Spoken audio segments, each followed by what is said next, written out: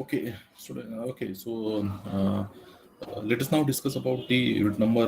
Now this is unit number 5. I want to discuss some of the concept from this unit. So today we will see this is related wind energy. Okay, so this is related with the wind energy. So we'll see the principle of wind energy conversion, basic components of wind energy conversion system, and various types of wind turbines and their construction features. So this much part we will see. Along with this one, we will also see this one, that is wind energy potential and installation in India. Okay. So this much topic we will cover in the today's lecture.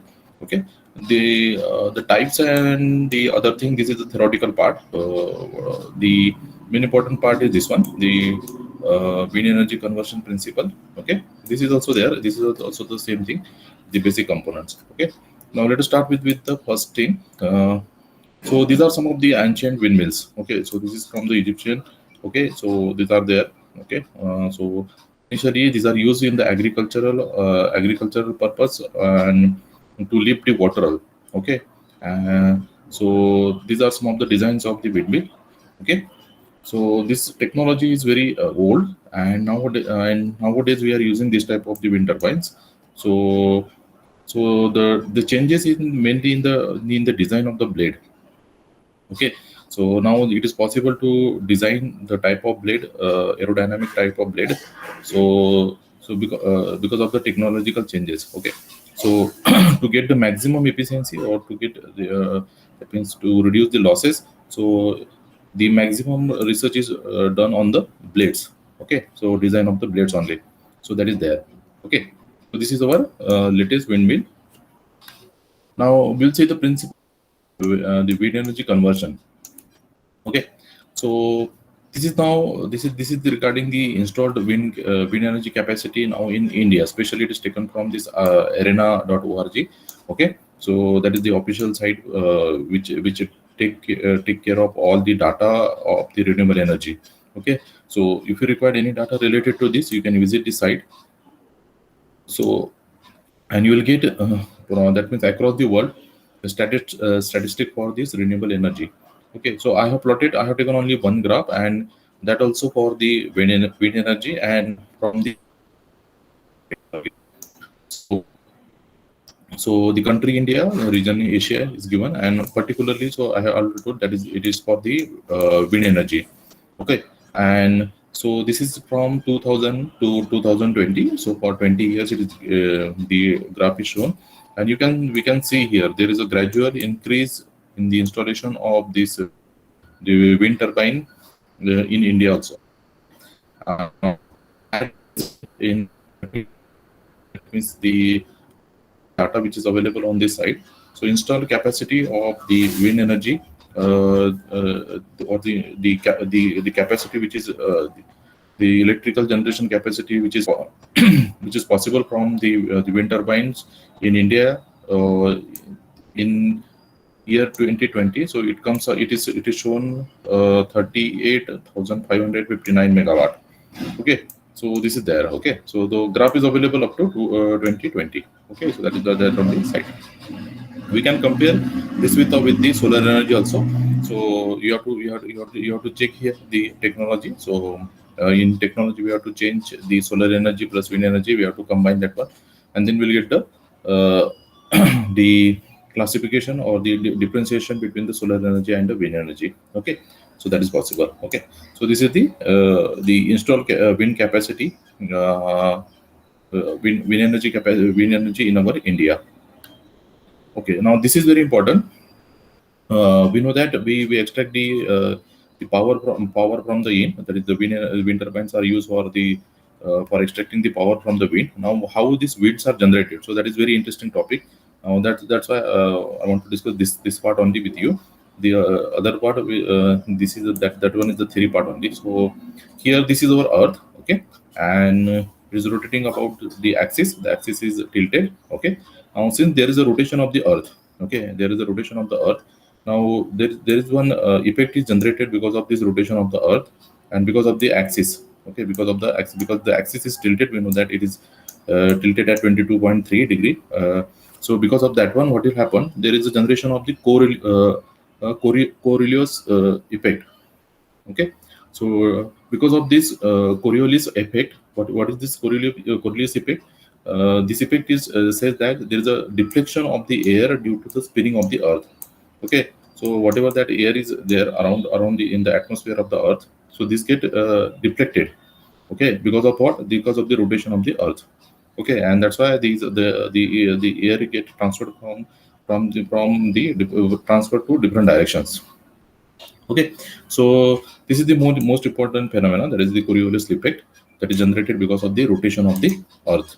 Okay, now we will see what are these the different that means in different regions of the Earth how this air get deflected. Okay, so the area I have, that means I have mentioned here. Okay, so this middle part is our equator. Okay, this is the equator here. Okay, and this is equator, and these are our poles. Okay, and this is our North Pole. Okay, and this one is our South Pole. Okay, so we have equator and we have the South Pole, North Pole and the South Pole. Okay, so here the directions I have shown. Now what will happen here? Now they have now for understanding the effect of this air pattern. So we have divided the Earth into the 30 degree, 60 degree to 90 degree toward the North Pole. So this is 30, 60 north, 30, 60, 90. And this is our North Pole here, and on the bottom also this is 30 degree, 60 degree, and 90 degree. Okay, so what will happen when here at the poles? Okay, we'll get here the high pressures. Okay, now why we'll get here high pressure, and on equator we'll get the lower pressure? Because now this is the sun. Okay, this is the sun. Okay, and now when the Earth is rotating, now this equator surface is now more prominent to the solar radiations. Okay, so that means whatever the regions are there. Okay, on the equator. Okay, that is some 30 degree or 30 degree below or above and below the equator, so they get more solar radiation. They get more solar radiation, and this part get heated more as compared to this North Pole. The poles, the regions on this side, poles, or North Pole and the South Poles. Okay, so because of this surface get heated more. Okay, which one? The on the equator region, and because of that we will get here lower pressure, and on the poles we will get the higher pressure. So that's why here this is higher pressures are maintained, that is mentioned on the poles. Okay, and the low pressures are maintained on the equator. Okay, now here there is more heat. Okay, on the equator side there is more heat as compared to the poles. Okay, so these are cooler here. Okay, and that's why because of that this is the high pressure zone. The poles are higher pressure zones and equators are the low pressure zone. Below that, after that, here on 30 degree, they have measured they measured the high pressure zone here. Then after that, we have low pressure zone. Okay, on 60 degree. On same thing that will happen on below also. That means from low pressure, there is on 30 degree. If we measure the pressure of the air, so that is the that is the high pressure. And then here, this is on 60 degree, we'll get the low pressure. And then after that, on 90 degree, we'll get again the high pressure. Okay, so this is the pressure zones on the on the surface of the Earth. Okay, so high pressure zones on the poles, and whenever we downwards on the equator we have low pressure, and in between this we have the high pressure and low pressure zone toward the particular poles. Okay, this side also, North Pole also, and the South Pole also. Okay, so this is regarding the pressure zones. If these pressure zones are clear, then we can easily now that means we can easily understand the flow of the air over the surface of the Earth. Now we'll suppose the north start. Now what will happen? The pressure is higher pressure from here. So this is higher pressure, and this is 60 degree is at lower pressure. Okay, we know that the air goes from higher pressure to lower pressure. So here in this region, that means this is 60 degree north and 90 degree north. What will happen? The air will flow from higher pressure, that is from the North Pole to this region, that is 60 degree north, the region, low pressure zone, and it is that means it is deflected, or the air get deflected toward the west. Here the air get deflected toward the west. Okay, so So that is from what? That is from east to west. That is from here it is coming, and then it is going from this side. Now the names, that is polar easterlies. Okay, this polar easterlies, these names are given on the basis of from where the air is starting. So air is starting from the east, and then it is going toward what? The west. Okay, this is going from the going to the west. That's why the names are given from where it is starting. So it is starting from the east, so that's why the names are given as a polar easterlies. Okay, it is given the name as a polar easterlies. Okay, the air will flow from east to west, it is going to west, but the nomenclature is given from where it is starting. So this is polar easterlies. Okay, so this is the first one, that is higher to lower air flow from in this region. Now next region is what? The lower, and then we have here, this is higher. This is higher, the pressure region, that is 30-degree north and 60-degree north. Now here what will happen? We know that the air will flow from the high pressure zone to the low pressure zone. Okay, now here the air will flow from the west to east. See, it is going from this west and it is going to the east. So again the name will be given on the basis from where it is the origin of the air is there. So the origin of the air is from the west, so that's why this is called as the prevailing westerlies. Okay, so this is called as the prevailing westerlies. Okay, because it is starting from the west and it is going to the it is going to the east. Okay, so this is the second region. Okay, now come to the third region. Now this is the higher pressure region and this is the lower pressure region. We know that the air will flow from higher to lower, higher to lower. Okay, now this is here again. What will happen? The air is flowing from here. You will, if you see the direction of the air, so this is going from east to west. Okay, this is going from east to west. So name will be given basis on the starting position of the air, starting position from where the air is originated or air is coming. So this is east, so this is called as tropical easterlies. Okay, it is called as the tropical easterlies. And this is the region is also called as the northeast trade winds. Northeast trade, because the most of the trade, that means the ships are operated in this region. That means, okay, so maximum, that is the sailing. Okay, the sailors are taking their ships from in this region. Okay, so they are making the use of the direction of this wind. That's why this is called as northeast, the northeast trade winds. These are known as the northeast trade winds. Okay, so this is again the name is given. It is going from east to west, so the name is given as a tropical easterlies. Now the below that we have, this is 0 degree. Okay, this is our equator. This is our equator, and the region in this here it is the region. What is the minimum region that is there? This is called as the doldrums. These are called as the doldrum. Now this is very important or interesting region, that is doldrums. Now in doldrums, what will happen? There are not, there is no movement of the air. Okay, that means the air is still. Okay, the air is what? Still. Okay, that means whatever that sailing is there, that means the ships which are there, so they can't take the help of the wind for the sailing. And in this region, okay, in the doldrum, this is the region, whatever the region is there here on the surface of this earth here. Okay, so they have to make use of what? They have to make use of the that means the pump. Okay, they have to make use of the pump motor, sorry, they have to make use of the motor. Okay, and then here they have to sail the ships. Okay, because there is no air, because there is no air, the air is still here. Okay, or it is dead. We is called the dead the air, and the region that is there, which is, this is called as the doldrums. Okay, the region, whatever that region is there, so that region is called as the doldrums. Okay, so this is that the region. Okay, so you can search this on the internet also. You can see the videos also on based on this doldrums. Now this is from, we have seen that is from the north pole up to the equator. Now let us see that is from the south pole to the equator. Now you can easily understand this one. See, if we start from the south pole to the south pole to the equator. So here from pole. Now here this is what? This is higher. This is higher pressure region, and the next one is up to 60 degree. It is low pressure region. So what will happen here? Again, the air will start from here. This is east. It is going from east to this direction. This is going from east to west direction. So whatever the movement of the air is there in this region, that is from 90 degrees south to 60 degrees south. Now it is origin is from the east, so that's why it is called as the polar easterlies. Okay, The direction is from the east to west, so it is called as the polar easterlies. Similarly, here now this is the low pressure and this is the high pressure. So the air will flow from higher to high pressure region to the low pressure region, and it is starting from now. If you see, this is starting from west and it is going to the east. So that's why the name is given as the prevailing westerlies. Okay, this is called as the prevailing westerly. So because it is starting from the west. Now the next region is from this is higher to lower, and it is starting from the east and it is going to the west.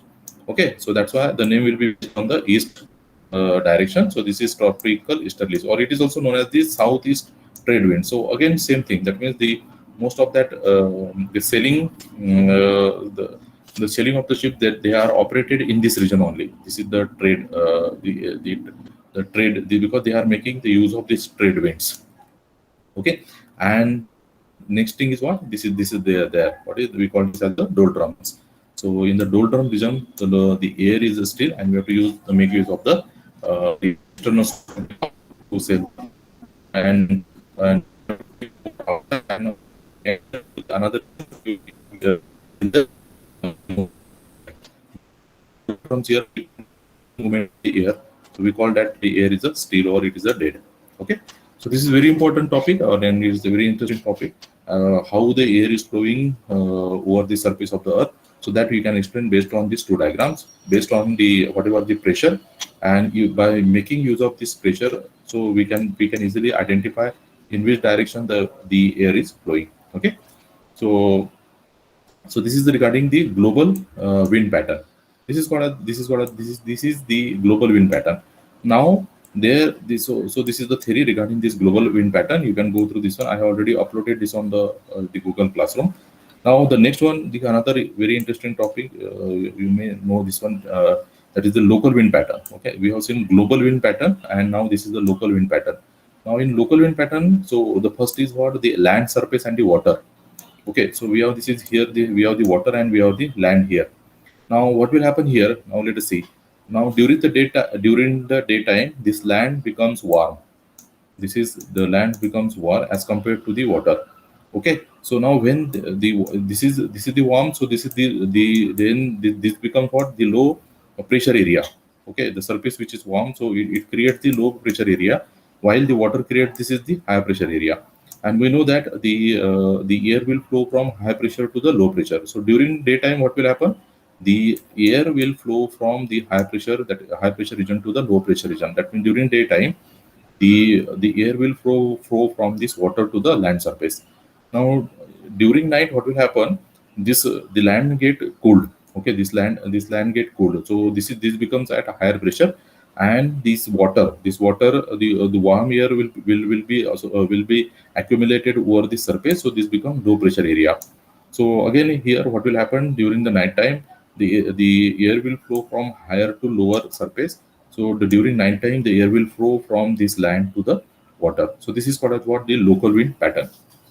Okay, so here what we have to remember. So during the daytime, this land gets heated, so it generates the low pressure area, and water is that means it remains cool, somewhat cool. So that's where it generates what the high pressure area. So the during the daytime, the air will flow from higher to lower pressure region. So from water to the land surface. So, okay, there is a flow of the air from the water to the from water to the land, and during night time, so the land get cools, and the hot air get accumulated over the air. That's why the land generates higher pressure region, while the water generates the low pressure region. So the flow of air will be from the higher to lower. So the air will flow from land to the water during the night time. Okay, so this is the local wind pattern. The another local wind pattern, that means the local wind pattern can be explained using the another example, that is called the slope on hillside. Okay, so this is the slope on the hillside and the lowland. So this is our low land here. Okay, now here also you can explain the same thing. Now let us see this one. Suppose now during daytime, what will happen? This slope, the slope on hillside this is get it warm. This is get it warm. So this will generate which region? This will generate the low pressure region, while this will remain the this is somewhat cold, so it will generate the high pressure region. Okay, so what will happen? The air will go. The air will flow from high pressure to low pressure region. So the air will flow from this lowland to the slope on the hillside during the daytime, and the opposite will happen in the night. Okay, so the slope get cooled. Okay, so the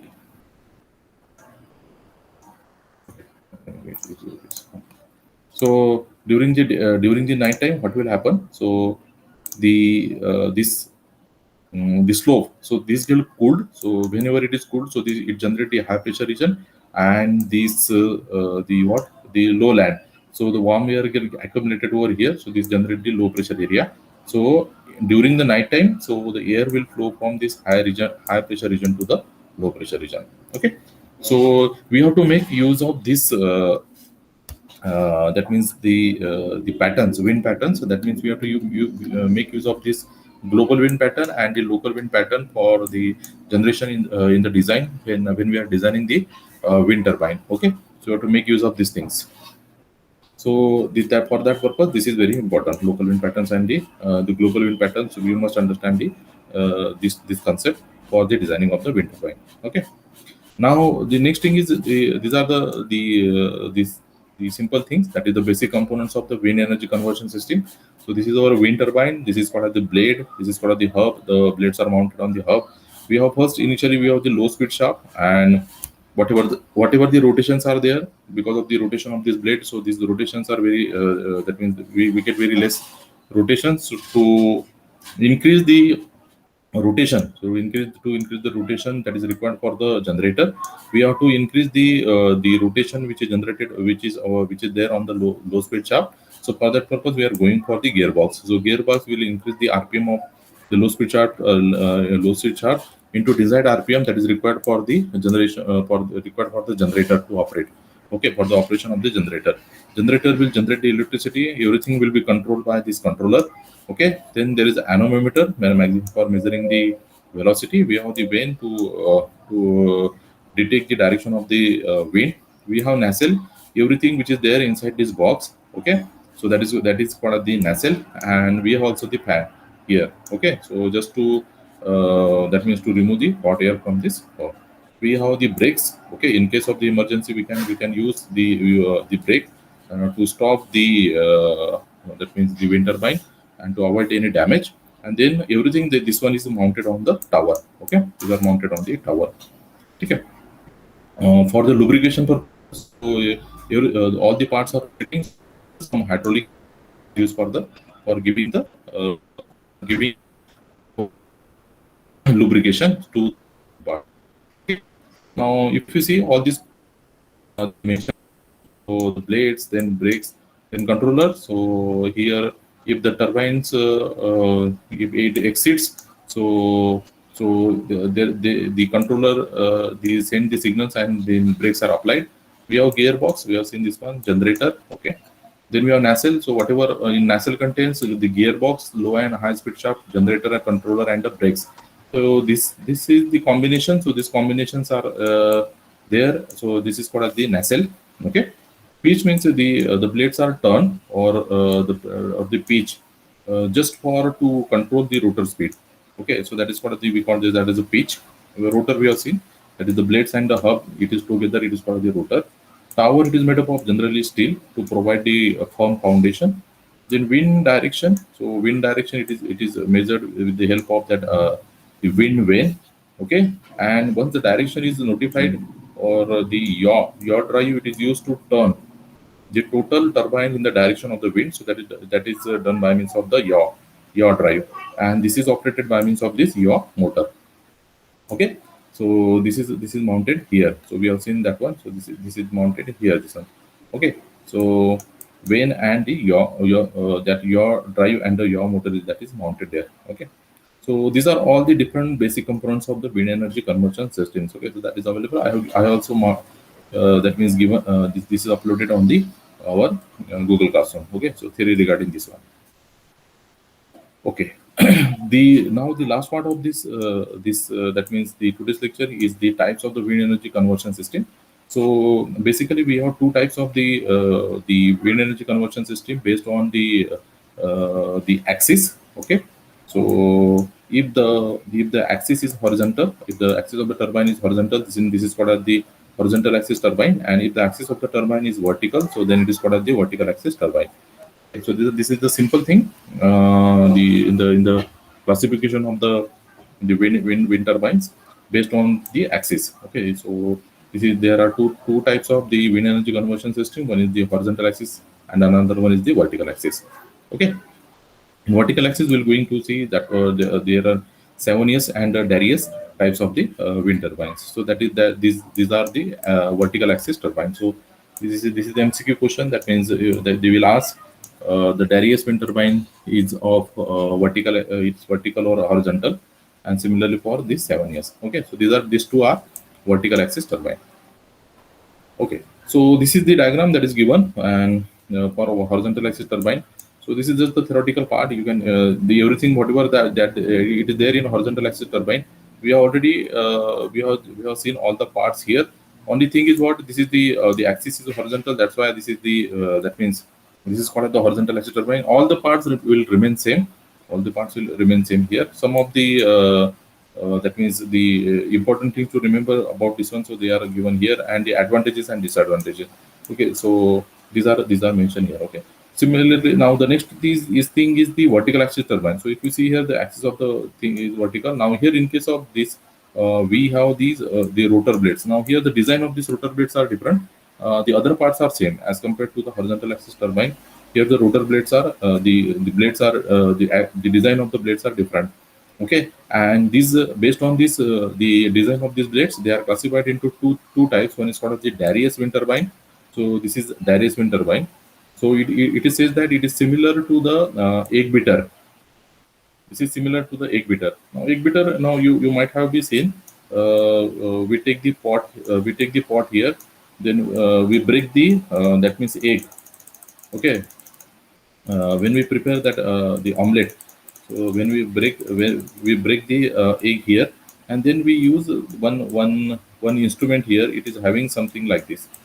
So it is of something like this. It is having the wire shape like this. Here it is having wire, and then that person they rotate this instrument that equipment, okay, or that tool here, and to mix this the total things inside this inside this that means the total that whatever we have taken eggs, whatever we have break the eggs inside this one, so that total fluid, so that is mixed using this part. Oh, okay, so this part, so this is called as the egg beater. Now this is if we consider that this is as a giant egg beater. Okay, so this is the giant egg beater. Okay, and the other parts, so see again the same things are there, but they are just mounted vertically here. Okay, so there is some advantages and disadvantages of mounting the turbines vertically and horizontally. So they are mentioned here, advantages and disadvantages of the Darius wind turbine. Okay, and the next one is the 7 years wind turbine. So again here the difference is only in the turbine design of the turbine blades. Now if you see this one from the top view, so it looks like something the S shape like this. So this is the design of that blades. Okay, the other things are again the same things. Then the advantages and disadvantages are mentioned for this 7 is wind turbine also.